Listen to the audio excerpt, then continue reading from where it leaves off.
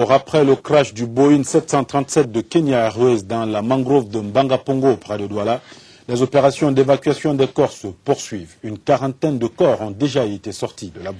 La boîte noire de l'appareil a également été retrouvée qui permettra aux responsables de l'aéronautique civile de savoir ce qui s'est passé dans l'avion avant qu'il ne s'écrase. De nombreux spécialistes internationaux, notamment des enquêteurs, sont sur les lieux du drame depuis hier.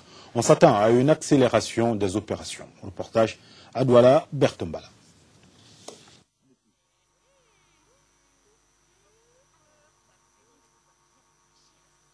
As you know very well, fertilizer is a very important input to agriculture, especially.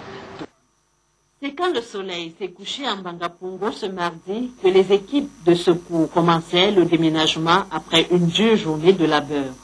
Arrivés tôt le matin, pompiers, gendarmes, policiers et les équipes de la Croix-Rouge et du SAMU se sont mobilisés, relayés, complétés toute la journée pour sortir le maximum des corps des décombres.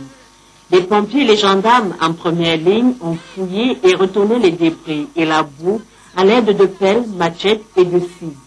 Des motopompes ont également été mises à contribution pour évacuer le cratère provoqué par la carlingue de l'avion dont on dit qu'il s'est enfoncé à près de 15 mètres dans le marécage.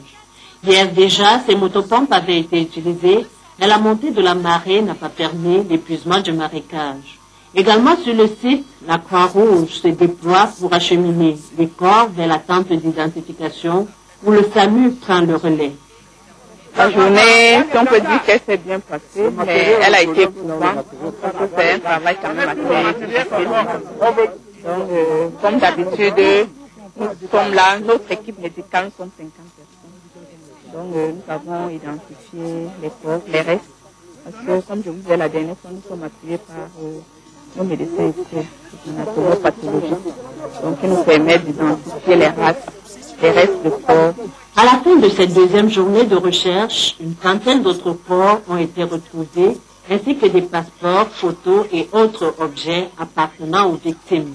Toujours pas de nouvelles de la seconde boîte noire, mais la découverte hier de la première constitue déjà une avancée que le directeur général de l'autorité aéronautique civile apprécie. Bon, les boîtes noires vont nous aider aussi à nous donner des informations. La boîte noire qu'on a retrouvée, c'est l'enregistreur de paramètres de vol. Ceci pourra nous donner des informations sur le trajectoire de l'avion, la hauteur, c'est-à-dire l'altitude à laquelle l'avion s'est arrêté et la position des volets, tous les paramètres de commande de vol pourront nous donner. Bon, nous attendons encore pour retrouver l'autre boîte noire qui s'appelle CVR, en anglais Cockpit Voice Recorder. C'est un enregistreur de conversation entre le commandant de bord et le copilote. Et nous allons aussi exploiter l'enregistreur de conversation entre la tour de contrôle et les pilotes. Avant de quitter les lieux, le commandant de la Légion de gendarmerie, Emmanuel Mekamika, et les autres officiers ont tenu une réunion bilan, histoire surtout de préparer les fouilles du lendemain.